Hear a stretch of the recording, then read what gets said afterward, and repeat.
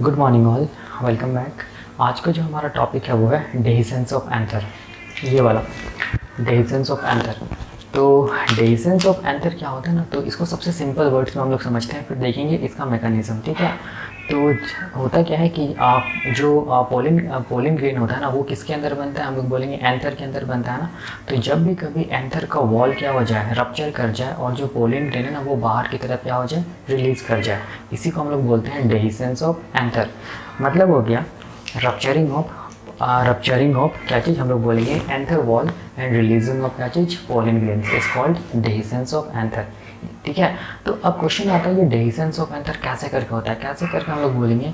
जो ये होता है एंथर होता है वो क्या होता है, एंथर का जो वॉल होता है वो रप्चर करता है, कैसे करके हम लोग बोलेंगे पोलिन ग्रेन बाहर की तरफ रिलीज होता है। देखो यहाँ पर क्या होता है, ये जो डेहिसेंस ऑफ एंथर जो टॉपिक है ना, ये थोड़ा सा इंटरेस्टिंग है, मीन्स थोड़ा सा मज़ेदार है, मीन्स हम लोग बोल सकते हैं फैसिनेटिंग है। तो कैसे करके, तो देखो ये हम लोग देखेंगे। तो देखो मैंने यहाँ पर दो डायग्राम बनाया है। एक डायग्राम ये वाला है एंथर का, टीएस ऑफ एंथर, और एक डायग्राम ये है जहाँ पर मैं दिखा रहा हूँ टीएस ऑफ एंथर, जहाँ पर से क्या निकल रहा है, हम लोग बोलेंगे पोलिन ग्रेन बाहर निकल रहा है, मीन्स एंथर वॉल क्या हो गया, रप्चर हो गया। तो ये मैंने लिखा है टीएस ऑफ इमेच्योर एंथर, और यहाँ पर क्या है टीएस ऑफ मैच्योर एंथर। देखो कैसे करके इसको समझना है। देखो अगर हम लोग जानते हैं कि जो भी पोलिन ग्रेन का फॉर्मेशन होता है वो कहाँ होता है, हम लोग बोलेंगे कहाँ होता है, पोलिन सैक में। तो अगर हम लोग ये वाला टीएस ऑफ एंथर को देखेंगे तो ये वाला एरिया क्या था, पोलिन सैक था ना, और इस पोलिन सैक में क्या प्रेजेंट है, हम लोग बोलेंगे स्पोरोजीनस सेल्स प्रेजेंट है ना, और यही स्पोरोजीनस सेल्स क्या चीज़ में कन्वर्ट हो गया, फिर क्या चीज़ में ट्रांसफॉर्म होगा, हम लोग बोलेंगे क्या चीज़ में, पोलिन ग्रेन में ट्रांसफॉर्म होगा, जिस प्रोसेस को हम लोग क्या बोलेंगे, जिस प्रोसेस को हम लोग बोलेंगे माइक्रो स्पोरोजेनेसिस। ये हम लोगों ने देखा था लास्ट वीडियो में। ठीक है, तब यहाँ पर देखो अगर हम लोग वॉल की बात करेंगे, वॉल मतलब लेयर्स ऑफ क्या चीज़, जो भी एंथर, अगर उसकी बात करेंगे तो सबसे बाहर हम लोग जानते हैं क्या होता है, एपिडर्मिस होता है ना। उसके अंदर देखो ये वाला लेयर है ब्लू कलर से दिखा, वो क्या चीज़ है, एंडोडर्मिस है ना। उसके बाद हम लोग बोलेंगे 1 2 3 क्या चीज़ है, मिडिल लेयर है। फिर क्या चीज़ है, देखो फिर क्या है, टेपेटम लेयर, या टेपेटम है। फिर क्या चीज़ हम लोग बोलेंगे, स्पोरोजीनस सेल्स या स्पोरोजीनस टिश्यू है। ठीक है, तो जो भी हम लोग बोलेंगे एंथर का फॉर्मेशन होगा, वो एंथर का फॉर्मेशन कहाँ होगा, हम लोग सॉरी जो भी पोलिन ग्रेन का फॉर्मेशन होगा, वो पोलिन ग्रेन का फॉर्मेशन कहाँ होगा, हम लोग बोलेंगे इस पोलिन सैक में होगा, ये वाला पोलिन सैक में। ठीक है, तो अब देखो यहाँ पर का ये जो लेयर है ना, ये वाला लेयर जिसको हम लोग क्या बोलते हैं, एंडोथीसियम लेयर, ये बहुत इंपॉर्टेंट रोल प्ले करता है डेहिसेंस ऑफ एंथर में। ठीक है, तो कैसे करके प्ले करता है डेहिसेंस ऑफ एंथर में इंपॉर्टेंट रोल, हम लोग बोलेंगे कि देखो ये जो एंडोथीसियम लेयर है ना, इस एंडोथीसियम लेयर का दो खासियत है। सबसे पहला खासियत क्या चीज़ है कि इस लेयर में हम लोग बोलेंगे क्या चीज़ का थिकनिंग मिलता है, अल्फा सेलुलोज फाइबर का थिकनिंग मिलता है, या कैलोज फाइबर का थिकनिंग मिलता है, किसमें, इस एंडोथीसियम लेयर में। दूसरा हम लोग बोलते हैं कि ये जो एंडोथीसियम लेयर होता है वो कैसा इन नेचर होता है, हम लोग बोलेंगे हाइग्रोस्कोपिक इन नेचर होता है। तब देखो यहाँ पर क्या होता है, देखो सबसे पहले इसको हम लोग देख रहे हैं अल्फा सेलुलोज फाइबर थिकनिंग। तो ये वाला क्या चीज़ है, ये वाला सारा का सारा क्या चीज़ है, हम लोग बोलेंगे एंडोथीसियम लेयर है ना। तो सारा एंडोथीसियम लेयर में हम लोग बोलेंगे क्या चीज़ मिलेगा, अल्फा सेलुलोज फाइबर का थिकनिंग मिलेगा। सारा एंडोथीलियल सेल्स में, एंडोथीसियम लेयर के एंडोथीलियल सेल्स में क्या मिलेगा, अल्फा सेलुलोज फाइबर का थिकनिंग मिलेगा। केवल हम लोग बोलेंगे ये वाला एरिया, देखो ये वाला एरिया, ये जो ग्रूव है ना, ये वाला क्या चीज़ हम लोग बोलेंगे ग्रूव। ठीक है, ग्रुप, या फिर हम लोग बोल सकते हैं डिप्रेशन, जो दो लोब के बीच में, यहाँ पर एक यहाँ पर है। ठीक है, ये वाला जो एरिया है, ग्रुप वाला एरिया के पास जो भी एंडोथीसियम सेल्स होगा, इस एंडोथीसियम सेल्स में याद रखना ये अल्फा सेलुलोज फाइबर का थिकनिंग नहीं मिलेगा। ठीक है, कहाँ पर नहीं मिलेगा, हम लोग बोलेंगे ये वाला ग्रुप वाले एरिया पे अल्फा सेलुलोज फाइबर का थिकनिंग नहीं मिलेगा, किसमें, एंडोथीलियल सेल्स में। इसीलिए ये वाला जो लेयर होता है या फिर ये वाला जो एरिया होता है वो क्या होता है, थोड़ा डेलिकेट होता है, या फिर हम लोग बोलेंगे क्या होता है, स्ट्रॉन्ग नहीं होता है, या फिर हम लोग बोलेंगे क्या होता है, वीक होता है। ठीक है, क्या होता है, ये वाला एरिया वीक होता है। ठीक है ना, ठीक है ना।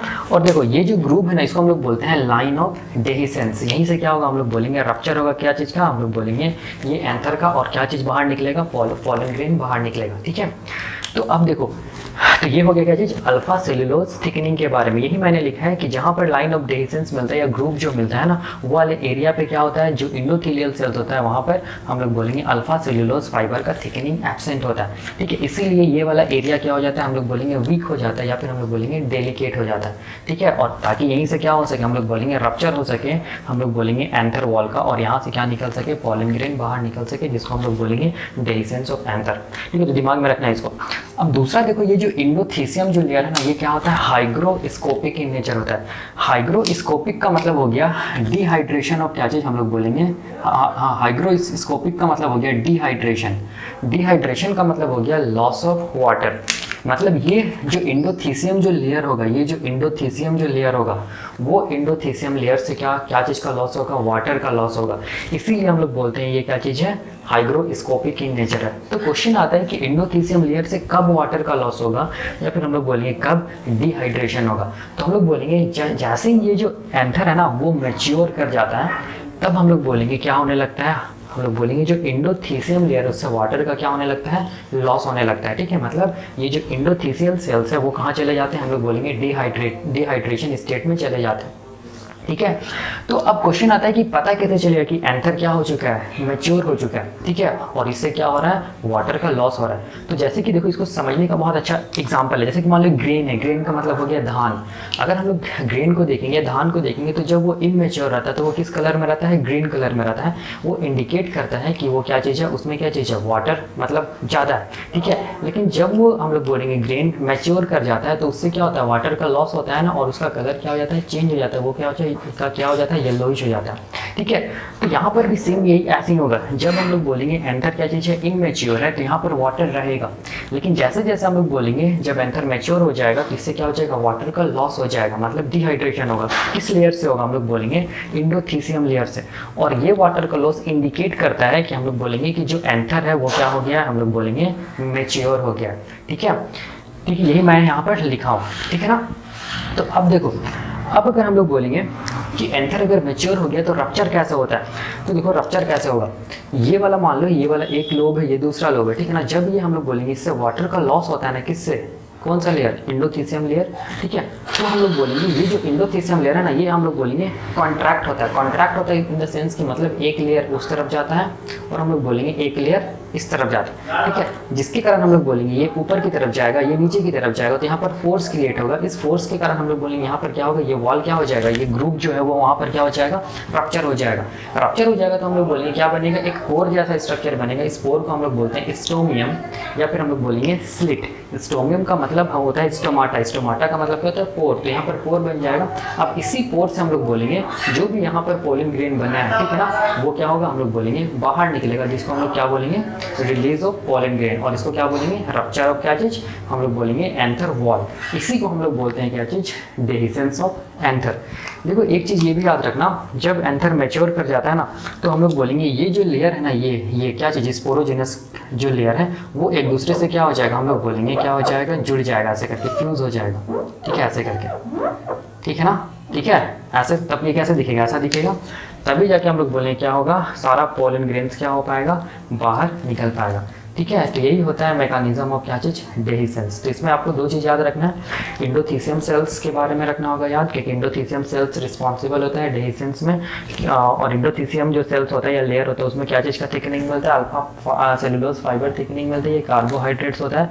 ये थिकनिंग सारा का सारा इंडोथीलियल सेल्स में मिलेगा, एक्सेप्ट हम लोग बोलेंगे कौन एरिया में नहीं मिलेगा, जिसको हम लोग बोलते हैं ग्रूव, या हम लोग बोल सकते हैं लाइन ऑफ डेहिसेंस वाले एरिया पे ये इंडोथीलियम सेल्स में क्या नहीं मिलेगा, अल्फा सेलुलोज फाइबर का थिकनिंग एब्सेंट होगा, जिसके कारण यहाँ का वॉल क्या हो जाएगा, डेलिकेट हो जाएगा या वीक हो जाएगा, ताकि यहाँ से क्या हो सके, रप्चर हो सके। तो रप्चर कराने के लिए क्या होना पड़ेगा, हम लोग बोलेंगे जो भी एंथर है ना, इस एंथर को क्या होना पड़ेगा, मैच्योर होना पड़ेगा। ठीक है, तो यहाँ पर जो इंडोथीसियम जो सेल्स होता है ना, वो कैसा इन नेचर होता है, हाइग्रोस्कोपिक इन नेचर होता है। मतलब हम लोग बोलेंगे एट द टाइम ऑफ, हम लोग बोलेंगे मैच्योरेशन, या फिर हम लोग बोलेंगे डेहिसेंस, ये जो सेल्स होता है इंडोथीलियल सेल्स, वो उससे क्या होता है, वाटर का लॉस होता है। मतलब ये सेल्स कहाँ चला जाता है, हम लोग बोलेंगे डिहाइड्रेटेड स्टेट में चला जाता है। वाटर का लॉस हो रहा है, वो इंडिकेट करता है कि एंथर क्या हो गया है, मैच्योर हो गया है। और वाटर का लॉस हो गया मतलब ड्राई कंडीशन आ गया। ड्राई कंडीशन में क्या होगा, ये जो लेयर है वो क्या होगा, कॉन्ट्रैक्ट करेगा, एक इधर जाएगा, एक इधर जाएगा, एक इधर जाएगा, एक इधर जाएगा, जिसके कारण हम लोग बोलेंगे क्या होगा, यहाँ पर क्या होगा, अगर रप्चर होगा तो क्या चीज़ बनेगा, पोर बनेगा। उस पोर को क्या बोलेंगे, स्लिट या स्टोमियम। इसी से क्या होगा हम लोग बोलेंगे, रिलीज ऑफ पॉलन ग्रेन होगा। ठीक है, अब ये पॉलन ग्रेन जो रिलीज हो रहा है, वो पॉलन ग्रेन से फिर क्या होगा, हम लोग बोलेंगे पॉलिनेशन होगा, और हम लोग बोलेंगे क्या चीज़ होगा, फर्टिलाइजेशन होगा। ठीक है, तो यही हो गया हम लोग बोलेंगे मैकेनिज्म ऑफ क्या चीज़, डेhiscence। ठीक है, तो ये ख़त्म होता है। नेक्स्ट वीडियो में हम लोग देखेंगे ये पॉलन ग्रेन की स्ट्रक्चर के बारे में। तब तक के लिए थैंक यू।